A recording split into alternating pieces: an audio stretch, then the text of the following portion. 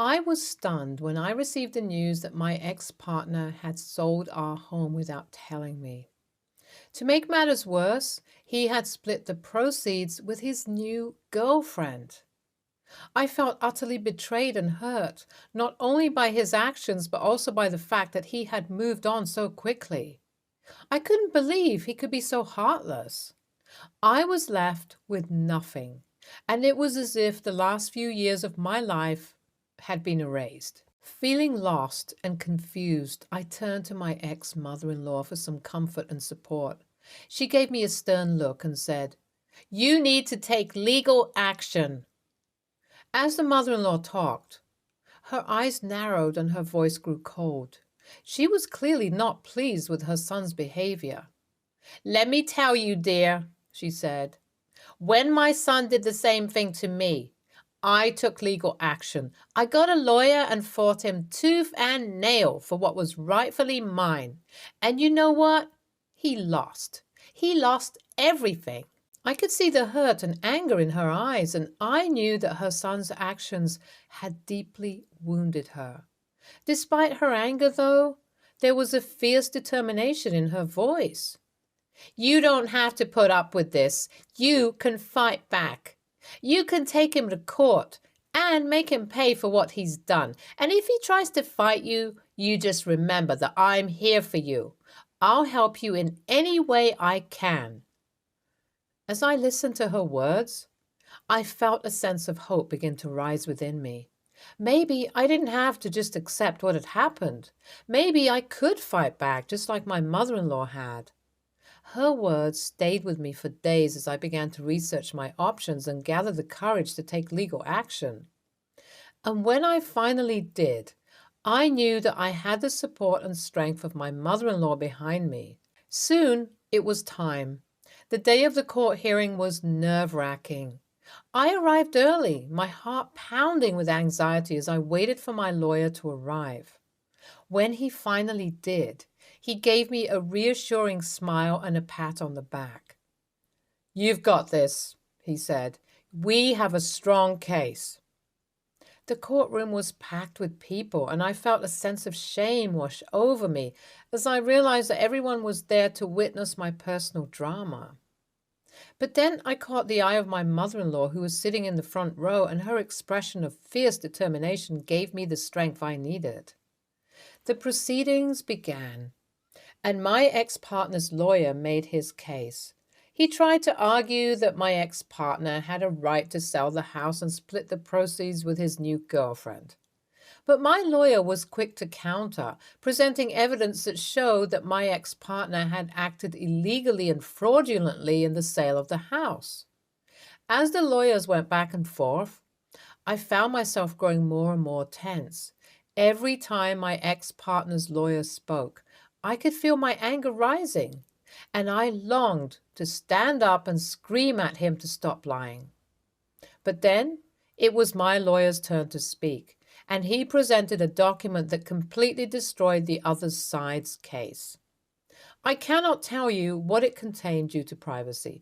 The judge nodded his head in agreement, and I felt a surge of relief wash over me. In the end, the judge ruled in my favor. My ex-partner was ordered to pay me back the full amount that he had taken from the sale of our home, plus damages. It was a victory that I had never expected, and I felt tears of gratitude and relief stream down my face. As we left the courtroom, my mother-in-law hugged me tightly and whispered, "I told you that you could do it. I'm so proud of you." And in that moment, I knew that I had not only won a legal victory, but I had also gained a fierce ally and friend in my mother-in-law. I felt a mix of emotions, relief, exhaustion, and a sense of victory. I saw my ex-partner standing outside the courtroom. He looked defeated and angry, but I didn't feel any sympathy for him. He had brought this upon himself by betraying my trust and selling our home without my consent. As I approached him to collect my check, he muttered some half-hearted apology, but I didn't want to hear it. I took the check from him and walked away, feeling proud of myself for standing up for what was rightfully mine. The weeks and months that followed were not easy. My ex-partner tried to appeal the decision, but the judge upheld the ruling. I had to deal with lawyers, paperwork, and other legal battles. But I never lost sight of my goal. I was determined to get what I deserved and not let my ex-partner's betrayal destroy me. Update 1. A few months had passed since the court hearing, and life had been looking up for me. With the settlement money, I was able to buy a new house, and my business has been thriving. I had even started dating again and had met someone who treated me with love and respect. But then, out of the blue, I received a message from my ex-partner. He was broke, he said, and needed my help. He begged me to take him back, promising that he had changed and that he would make things right. But I knew better than to fall for his empty promises. I had been down that road before, and I had learned my lesson. The only thing he cared about was himself. The memory of his betrayal, of him selling our home and splitting the proceeds with his new girlfriend, was still seared into my mind, and I could never forget the pain and heartbreak that came with it. I politely declined, but he wouldn't take no for an answer. He started sending me threatening messages, warning me that if I didn't take him back, he would ruin my life. At first, I tried to ignore him, but the messages kept coming and the threats grew more and more violent. I was terrified and I didn't know what to do. That's when my mother-in-law stepped in once again. She had always been a source of strength and support for me, and this time was no different. She asked me to get a restraining order against him. The decision to get it was one of the hardest choices I ever had to make. The weight of the emotional toll it would take on me was daunting, but I knew I had to protect myself from my ex-partner's harmful and threatening actions. The process of obtaining a restraining order was a harrowing experience. It required me to dredge up past traumas and provide in-depth evidence of his threatening behavior. I had to collect and present a range of documents, including police reports and witness statements, to prove my case. I was eventually granted one. I received a copy of the restraining order and detailed instructions on how to proceed. The order required my ex-partner to stay away from me, my home, and my workplace, and prohibited him from contacting me in any way. It was a difficult time, but with my mother-in-law's help, I was able to get through it. As I look back on everything that had happened, I realized just how much she had done for me.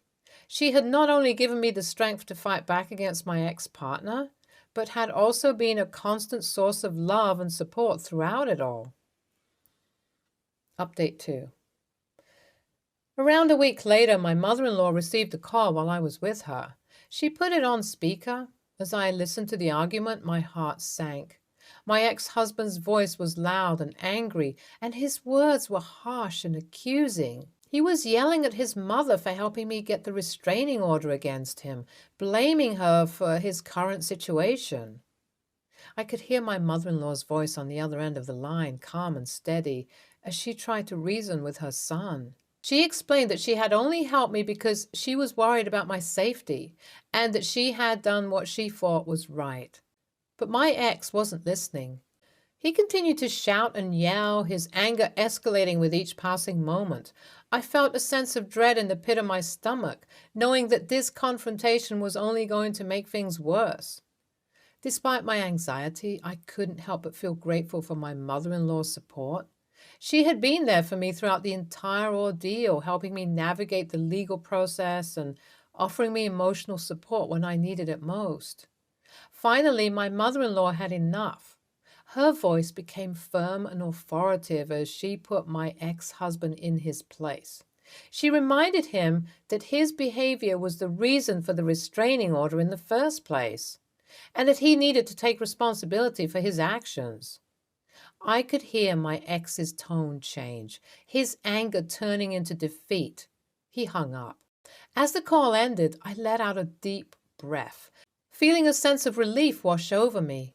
Despite the conflict between my ex-husband and his mother, I knew that I had someone in my corner who would always be there for me.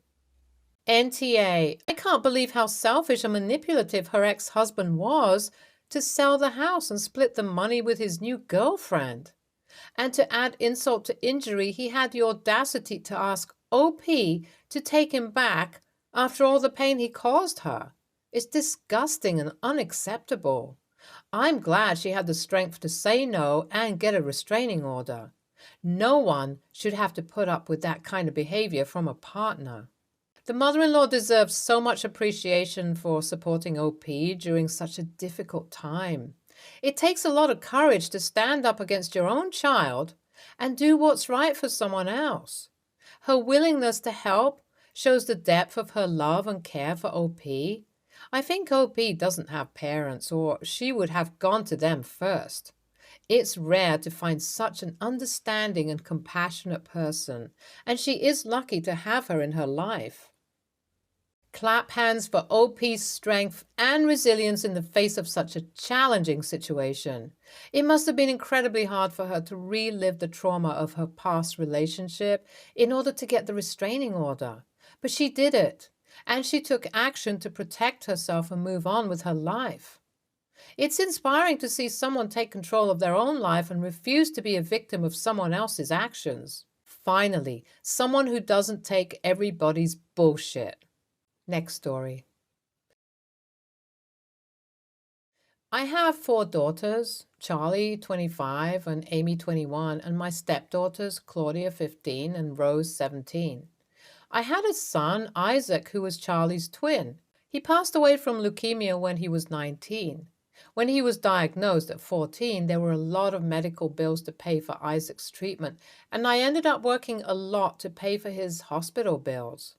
During that time, my ex-wife Brenda slept with Jake behind my back. I found out about the affair and we had a divorce when the twins were 15 and Amy 11. All of them knew the full story of what happened, and my ex and I had 50-50 custody. Charlie visited Brenda till she was 16, after which she stopped. We told Amy what happened when she was 14. But the thing is, Jake is quite wealthy and Amy preferred it there more because she got spoiled. She eventually chose to stay with Brenda when she turned 16. During this period, I met Lucy. I fell in love with her and got married when the twins were 19. Isaac passed away a few months later. Lucy herself had 2 daughters, Claudia and Rose, and they were both welcomed into the family. My son passed away a few months later. When Amy moved with her mom permanently, she cut off all ties with us. She didn't leave peacefully either. She insulted everyone in the family and left. One of the things she yelled was, "I don't want to be a part of this shitty family." She went no contact with us too. In November, Jake and Brenda were charged with fraud. B&E, and apparently they were also in debt. They lost their homes and were thrown in jail. Since none of the other relatives were able to take her in, Amy came to us. I didn't want to take her in, but Lucy convinced me to let her stay for a bit till she got back on her feet. Well, ever since she left, there have been a lot of changes to the house, and Amy has been complaining about them since she arrived. She complains about how she can't touch the snacks and how she has to pay for her own snacks and clothes. We feed her 3 meals a day and afternoon snacks. How she was given the smallest guest bedroom and how the other girls got big personalized bedrooms. How on Christmas the girls got amazing gifts and she only got a gift card. The last straw for her was New Year's. We took the girls to a big party while she stayed at home. When we got back, she started yelling at me how I'm a horrible father and how I replaced her with Claudia and Rose. I told her that she's the one who renounced the family and so she wasn't allowed in family things. But a lot of people are telling me that I'm essentially replacing her for something she did when she was a young, impulsive teen. So Reddit, AITA, edit. I would like to add everyone, including her, has been in therapy before she left and after she came back. Nothing has come out of it. Amy has also made it clear that she wants no relationship with me and is here because she's desperate. And she made it clear and told it to my face. Update. First of all, I want to thank some YTA's commenters for their point of view and advice. It didn't ever cross my mind that Brenda could have manipulated Amy. After reading some of them, I did sit and try to talk it out with her. However, it didn't end well, and we did end up yelling at each other. Second of all, I would like to clarify some things. Yes, my wife had to convince me to let Amy in. She, Amy, showed up at my house in the middle of the night demanding for a place to stay without any explanation. I only found out about Brenda being arrested after the police came to talk to me about it. No, I didn't tell my then 11-year-old child that her mother cheated on me, and she was told when she was 14 to 15. Someone pointed out that I put Amy in the worst guest room in the house. I would like to clarify that there are two guest bedrooms in the house, and the only difference is that the bigger one has a connecting bathroom. That one is being used by Lucy's nephew, whose college is nearer to us, and he pays us rent. He was visiting his family during the holidays, so it slipped my mind he was there. For the people who are still hung up on the fact that I make my eldest daughter and Amy pay for snacks, which only they can eat, I would remind you they live here rent-free, no chores except keeping their rooms clean, and they are being fed 4 times a day, and their college is fully paid for. As someone who grew up in Europe, this is much more than anything I got and their friends are getting. Yes, this whole thing is in my point of view. I have tried to be unbiased, as I could see I was angry when I posted here. I would also like to add I have no idea what happened at Brenda's house while Amy was there. I would also like to say that Amy no longer lives here. We just found out that she was pregnant from a hookup and she wanted me to support her and the baby. Sort of exact conversation. We did it in our language, so I had to translate. Me. So, what are your plans with the baby? Amy. What do you mean? It's your grandchild. Me. Yes, but they're your child. So, what are your plans? Amy. I have the education fund in my job. I can buy an apartment. Me. What about college? Amy. I can drop out. I mean, you're here, aren't you? Me. So? The kid is your responsibility. If you don't want them, I'll adopt the kid and take care of the kid, but not you. You still have to find a way to survive. Amy. So you take care of the baby, but not me? Then me and her started to argue. That was a summary of the conversation. She left a few days ago to her friend's house, and when she got approved for a dorm, is now in her hostel. ESH. Amy was 10 when she found out her brother was dying. You threw yourself into work, and her mother threw herself into the arms of another man. The adults couldn't get it together, so you two broke up the family instead of focusing on your children's trauma. Then, just as her brother is dying, you make sure she knows that you left because her mom cheated. I don't blame her for not wanting anything to do with you at that age. You should have all been in therapy. I'm guessing there's a lot more going on. But Amy has had time to process her teenage feelings. I'm not surprised she's failed to thrive as a young adult with such trauma and lousy parents, but it sounds like she has taken to the victim role and is causing trouble for your stepdaughters, who are blameless here. Therefore, she sucks. You suck for not realizing what you did to your poor kids and not being grateful she's willing to have anything to do with you now. Apologize for how things went down when she was a teen, and for punishing her since she's been back. Her response, then, is up to her. Info. What does Charlie think about the situation? Does she live with you too? I will try to give you an explanation on how I see all of this. I may be wrong, but I may be right too. I understand she hurt you, but you have to understand that your daughter went through a lot of trauma. She lost her brother, saw her parents' marriage break into pieces, and both of them building a new life with a new family. She wasn't mature enough at 16, so she chose her mother due to mostly materialistic reasons. Now she's 21. She lost her family again and lost her home, and she came back to the only other home she ever had, probably hoping to find some traces of her previous life with you. Instead, she found out you replaced her with a new family and erased her presence from the house. I'm not blaming you. You did nothing wrong. I'm just stating how I think she sees it. She wanted to find her old home, but things are not the same anymore, and I think that's something that needs to be addressed between you and her. She is your daughter, and this is probably your only chance to reconnect with her. Talk to her one on one. Tell her how you felt and how you feel, and ask her to do the same. Do therapy if needed. I know you did family therapy, but I mean only you and her, not the whole family. That will come later if things go well. Results will be slow. It will take a few sessions, but if she understands that you didn't mean to replace her with a new family, that she hurt you, and if she wants to actually reconnect with you at least a bit, things will go better. I will not say YTA because I don't think you are at fault, but I'm not sure that she is at fault either.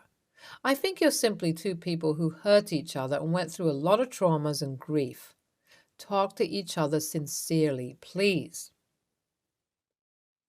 Stay tuned for more stories from our girl relationships.